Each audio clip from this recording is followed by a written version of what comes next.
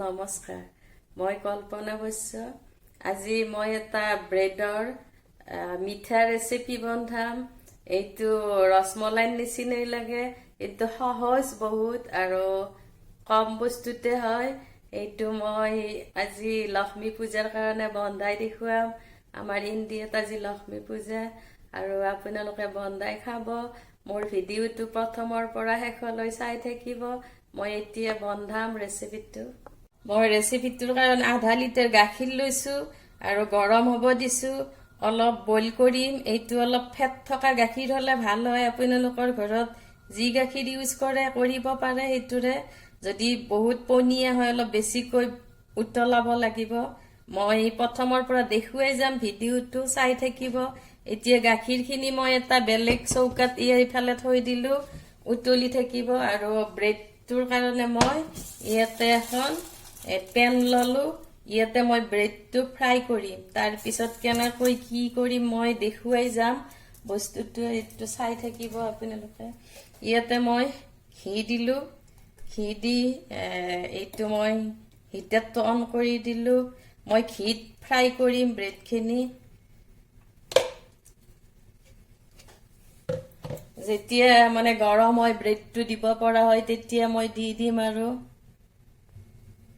এতিয়া মোৰ ঘিটো গৰম হৈছে আৰু গাখীৰ উতলি আছে।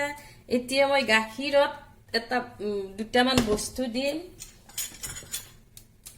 এইটো মই অলপ বাদাম দিলোঁ, কাজু বাদাম। এনেকৈ দেখুৱাব লগা কাৰণে এনেকৈ মই এইখন হাতেৰে দিব লগা হৈছে। অলপ পিষ্টাচিও দিলোঁ। তাৰপিছত অলপ ইলাচি দিম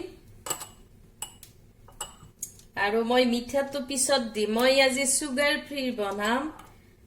ডায়েবেটিছ থকা মানুহবিলাকেও খাব পাৰে এই বস্তুটো। আৰু এইটো মই এনেকৈ আৰু বইল হ'ব দিলোঁ ইয়াতে। আৰু মোৰ ঘিটো গৰম হৈছে, মই মিডিয়ামত ৰাখিছোঁ। আৰু এইটো ব্ৰেডটো মই এনেকৈ কাটি লৈছোঁ। ব্ৰেডটো মই ব্ৰাউন ব্ৰেড ইউজ কৰিছোঁ। হোৱাইট ব্ৰেডো ইউজ কৰিব পাৰে। এইটো ছাইডটো কাটি লৈ মই মাজেৰে এনেকৈ কাটি দিছোঁ। তিনিকোণীয়া আকাৰত কাটিছোঁ ব্ৰেডটো। এতিয়া মই ঘিত ফ্ৰাই কৰিম।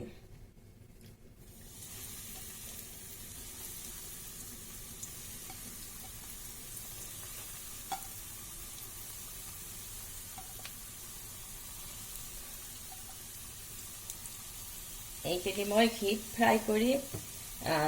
অলপ মৰমৰীয়া হোৱালৈ ফ্ৰাই কৰিম। আৰু এইফালে গাখীৰটো মোৰ বইল হৈ আছে। বেছি সময় বইল নকৰোঁ, মোৰ এইটো হ'ব সেইটো হৈ যাব। মই এটা ট্ৰিক্স দিম গাখীৰটো কেনেকৈ ডাঠ হ'ব লাগে। বইল কৰিয়ে ডাঠ নকৰোঁ। আৰু বস্তুটো অলপ মই মিল্ক পাউডাৰ মিলাম। এইটো মই দেখুৱাই দিম গাখীৰত। আৰু ব্ৰেডটো মই এনেকৈ এটা চাইড ৰঙা হৈছে, তাৰপিছত বগৰাই দিম এইটো ব্ৰেডটো।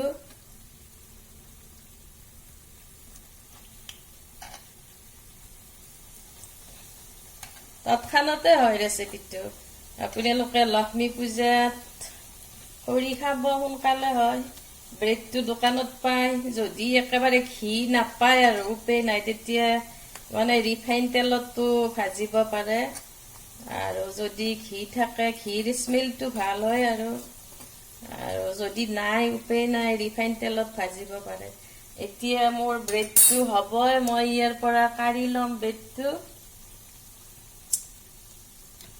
এইটো ব্ৰেডটো বেছি টাইম নালাগে, ধুনীয়া কালাৰ আহিছে। আৰু এইটো চাইডো মোৰ কালাৰ আহিলে, আৰু এইটো চাইডো কালাৰ আহিছে আৰু খুব মৰমৰীয়া হৈছে আৰু ধুনীয়া হৈছে ব্ৰেডটো। ইয়াতে মই ব্ৰেডটো লৈ ল'ম। অলপ ঘি থাকিলে একো নহয়। গাখীৰত যেতিয়া ঘিটো মই অফ কৰি দিছোঁ হিটাৰটো, ঘিটো মানে গাখীৰত আহি যাব, তেতিয়া টেষ্টটো ভাল হয়। আৰু ঘিৰ টেষ্টটো মই যিখিনি দিছিলোঁ 3/4 এভাগ গ'ল আৰু ব্ৰেডত। আৰু বাকী ঘিখিনি মোৰ ৰৈ গ'ল পেনত। মই বেলেগ কামতো ইউজ কৰিম। এই ঘিখিনি পেলাই নিদিওঁ আৰু এতিয়া মোৰ ঘিৰ কামটো হৈ গ'ল, কি ব্ৰেডৰ কামটো হৈ গ'ল। এতিয়া মই গাখীৰটো উতলি আছে নহয়, মই দেখুৱাই দিম এতিয়া কেনেকৈ কি কৰিম। এইটো গাখীৰটো ললো আৰু মোৰ এই হিটাৰটো অন কৰি দিওঁ, সেইখন চৌকা অফ কৰি দিলোঁ।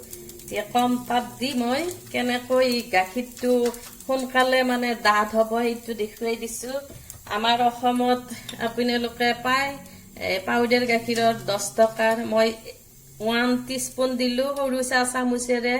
1 টিস্পুন হয়, 2 টিস্পুন, 3 টিস্পুন, 4, 5। আপোনালোকে 10 টকাৰ যিটো আছে মানে আমাৰ পাউডাৰ গাখীৰ আছে নহয়, পাই পেকেটৰ, বা কিছুমানে বেছিকৈও ডাঙৰ পেকেটটো কিনি আনি থয় ঘৰত। যিবিলাকে নথয় 10 টকাৰ সেনেকুৱা এটা মিল্ক পাউডাৰ ইয়াত মিলাই দিলে হ'ল। এইটো ডাঠ হ'ব আৰু সোনকালে, আৰু অলপ বইল কৰিব লাগিব পাউডাৰটো দিয়াৰ পিছত। কিছু সময় বইল কৰিলে মানে অলপ ডাঠ হ'ব লাগিব, ইমান পাতল হ'ব নালাগে আৰু গাখীৰটো। সেইটোৱে কথাটো, সেইটোৱে। এইটো ডাঠ হোৱাৰ কাৰণে মইতো মিল্ক পাউডাৰ দিলোঁ, আৰু মই চুগাৰ ফ্ৰী দিম সেইকাৰণে মই ইয়াতে কনডেন্স মিল্ক নিদিওঁ। আৰু যিবিলাকে চেনি খায় চেনিৰ গুড়া দিব পাৰে, মিঠাটো নিজৰ কথা, নিজৰ ওপৰত নিৰ্ভৰ কৰে। আৰু কনডেন্স মিল্ক দিলেও ইয়াতে 3 চামুচ দিব পাৰে, 2 চামুচ দিব পাৰে ডাঙৰ 8 চামুচেৰে, এইটো টেবুল স্পুন বুলি কয়। আৰু যদি কম মিঠা খায় কমাই দিব, চেনিৰ গুড়া দিব পাৰে, নহ'লে কনডেন্স মিল্ক দিব পাৰে, কিন্তু মই চুগাৰ ফ্ৰী দিম। এইটো মই বইল কৰিছোঁ আৰু অলপ ডাঠ হ'বৰ কাৰণে। কনডেন্স মিল্ক দিলে কি হয়, সোনকালে ডাঠ হয়।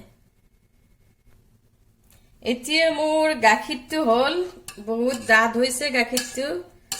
আৰু মই এই যে পাউডাৰ গাখীৰ দিছোঁ যে মিল্ক পাউডাৰ, সেইকাৰণে সোনকালে ডাঠ হৈছে। আপোনালোকে কনডেন্স মিল্ক দিব পাৰে। কিন্তু গাখীৰটো মই একো কালাৰ দিয়া নাই, কেশৰো দিয়া নাই, খালি মই ইলাচি দিছোঁ 1/2 টিস্পুন আৰু বাদাম দিছোঁ। আৰু বাকী কালাৰ দোকানৰ যিবিলাক মানে ৰসমলাই কালাৰ এটা থাকে, তেওঁলোকে কৃত্ৰিম কালাৰ দিয়ে, কেশৰো দিয়ে। আমাৰ ইয়াত কেশৰ নাপায় আৰু মই এনেকুৱা কালাৰ ইউজ নকৰোঁ। আৰু গাখীৰটো অলপ ঠাণ্ডা হ'লে ভাল, আৰু মই অলপ ঠাণ্ডা কৰি ল'ম গাখীৰটো। আপোনালোকেও অলপ ঠাণ্ডা কৰি ল'ব গাখীৰটো। আৰু এতিয়া মই শেষত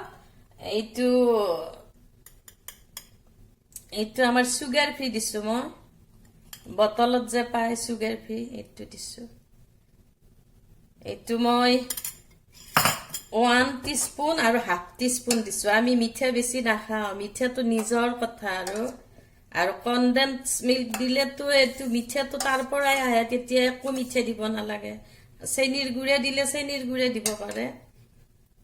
এতিয়া মোৰ এইটো হৈ গ'ল। মই আৰু এবাৰ ৰিপিট কৰিম কি কি দিছিলোঁ।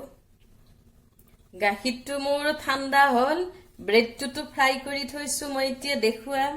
মোৰ যিহেতুকে এইটো গৰম হৈ আছে হিটাৰটো, ইয়াতে মই নন ষ্টিক টাৱা এখন ল'লোঁ আৰু এই দুটা বস্তু ল'লোঁ। তাৰপিছত মই মেট এখন ল'লোঁ, আৰু এতিয়া মই সজাম বস্তুটো। অলপ গৰমটো চাই লৈছোঁ মই বস্তু, আৰু এতিয়া মই সজাই দেখুৱাম। মই ব্ৰেডটো দেখুৱাইছোঁ, এনেকুৱা ধুনীয়াকৈ এটাৰ ওপৰত এটাকৈ লৈছোঁ, খুব ক্ৰিস্পি হৈছে। এনেকৈ চামুচেৰে দিলে গম পাব, চাউণ্ডটো গম পাইছে না, বহুত ক্ৰিস্পি হৈছে। অলপ সময় ভাজিলে হৈ যায় ব্ৰেড, বেছি সময় নালাগে। এতিয়া মই এইটো যে গাখীৰটো বনালোঁ, গাখীৰটোকত মই কৈছোঁ 1/2 লিটাৰ গাখীৰ, আৰু 10 টকা দামৰ 1 পেকেট এই মিল্ক পাউডাৰ দিলে হ'ল। যদি কনডেন্স মিল্ক দিয়ে মিল্ক পাউডাৰ দিব নালাগে, আৰু যদি সুদা চেনি দিয়ে তেতিয়া মিল্ক পাউডাৰ দিব লাগিব। মই ইয়াততো এইটো চুগাৰ ফ্ৰী দিয়ে বুলি ক'লোঁ, মই সেইকাৰণে মিল্ক পাউডাৰ দিছোঁ। আপোনালোকৰ ইচ্ছা, আৰু সেনেকুৱা জোখ নাই মিঠাটোৰ। আৰু বাদাম দিছোঁ, বাদামৰো জোখ নাই। ইলাচিৰ গুড়া দিছোঁ, যিটো স্মেল ভাল পায় সেনেকৈ দি দিব আপোনালোকে।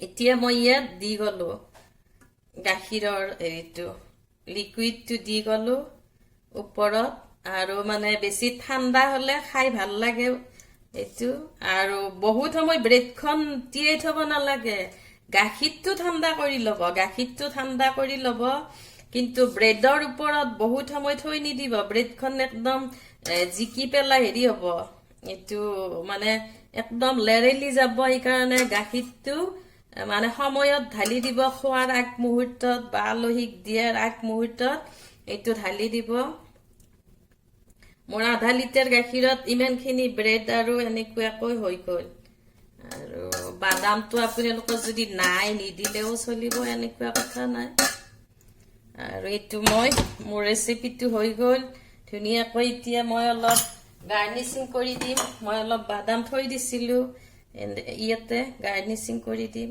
এইটো খুব টেষ্টি লাগে খাই চাব বন্ধাই ৰেচিপিটো খুব টেষ্টি মই ইয়াত কাজু বাদাম আৰু এইটো পিষ্টাচিও ইউজ কৰিছোঁ আলমণ্ডো দিব পাৰি এইটো মই এনেকৈ গাৰ্নিচিং কৰি দিলোঁ ধুনীয়া লাগে এইটো অলপ ইলাচিৰ গুড়া ছটিয়াই দিম ইলাচিৰ গুড়াটো গাখীৰত যেতিয়া দিয়ে মানে নিজৰ স্মেলটো যেনেকৈ ভাল পায় সেনেকৈ দিব জোখ নাই সেনেকুৱা ইলাচিৰ গুড়াৰো এইখিনি আছিল মোৰ ব্ৰেডৰ মিঠা ৰেচিপি তো খাই খুব টেষ্ট পাব খাব মই এতিয়া ডাইনিং টেবুলত সজাই দিম